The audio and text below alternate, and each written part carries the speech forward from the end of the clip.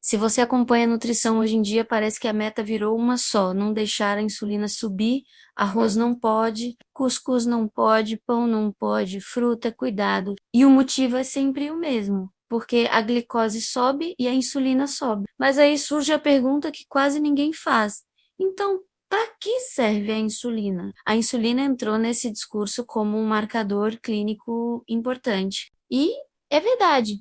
Em pessoas com resistência à insulina, ela costuma estar cronicamente elevada, associada à inflamação, ganho de gordura visceral e uma bagunça metabólica. O problema começou quando esse dado foi generalizado. O que era insulina cronicamente alta em certos contextos é um problema, virou insulina subir é um problema. E, mais recentemente, a ideia de que a meta é não deixar a insulina subir de jeito nenhum. É aqui que a fisiologia começa a ser completamente distorcida. Antes de falar da insulina, a gente precisa aceitar um fato básico.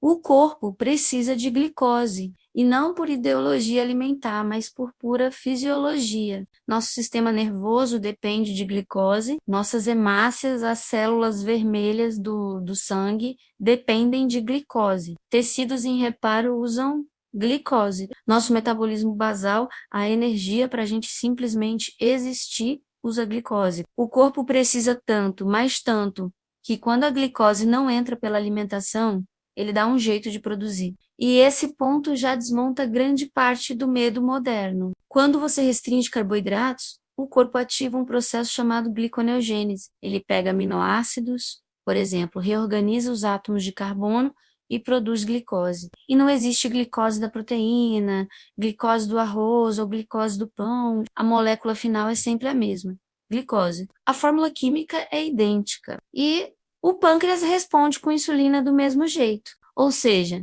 se a glicose fosse tão perigosa assim, o nosso próprio corpo não a produziria de propósito só para sobreviver. Então, afinal, para que serve a insulina? Agora sim, ela entra no lugar certo da história. A insulina não existe para engordar, ela existe para organizar o uso da energia. Ela serve para permitir que a glicose entre na célula para viabilizar a produção de energia, o nosso ATP, para repor os estoques de glicogênio muscular e hepático, para poupar massa muscular e interromper um catabolismo excessivo e sinalizar que tem energia disponível para reparo e construção.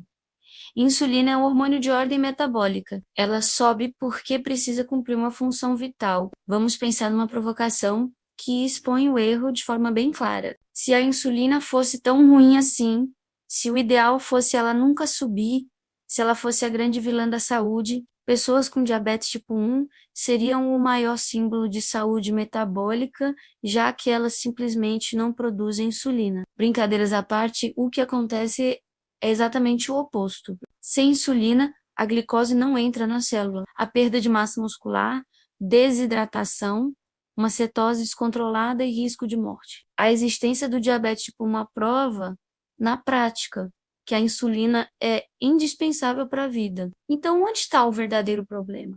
O problema não é a insulina subir. O problema é ela precisar subir demais e por tempo prolongado. Isso acontece quando existe um excesso de energia crônico, pouca massa muscular funcional, sedentarismo, inflamação sistêmica, sono de má qualidade e estresse elevado. Nesse cenário, os tecidos do corpo não respondem bem. A insulina precisa subir cada vez mais para tentar fazer o mesmo trabalho. Aqui, ela é o sintoma de um sistema desorganizado e não a causa original do problema. O grande erro que gera o medo dos carboidratos é a frase: carboidrato aumenta a insulina, dita fora de contexto. A mensagem implícita que fica é: carboidrato não tem destino metabólico útil. E isso é completamente falso. Todo carboidrato que você come tem um destino: virar ATP para te dar energia, virar glicogênio para estocar energia nos músculos, sustentar o seu cérebro ou poupar seus aminoácidos estruturais. Ele só vira excesso quando chega a um corpo que já não tem demanda ou espaço para ele.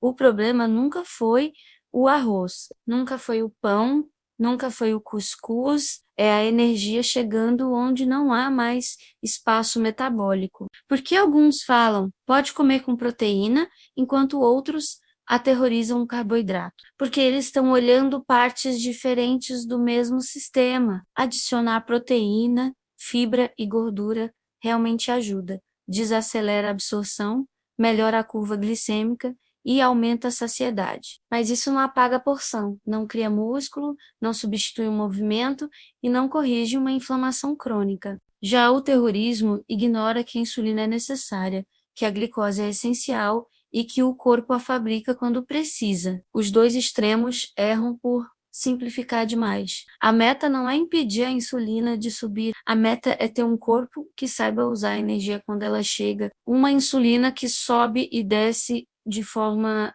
eficiente é sinal de saúde. Uma insulina que nunca sobe não é virtude, é sinal de adaptação extrema ou de disfunção. No fim das contas, tudo é contexto. Tudo é destino metabólico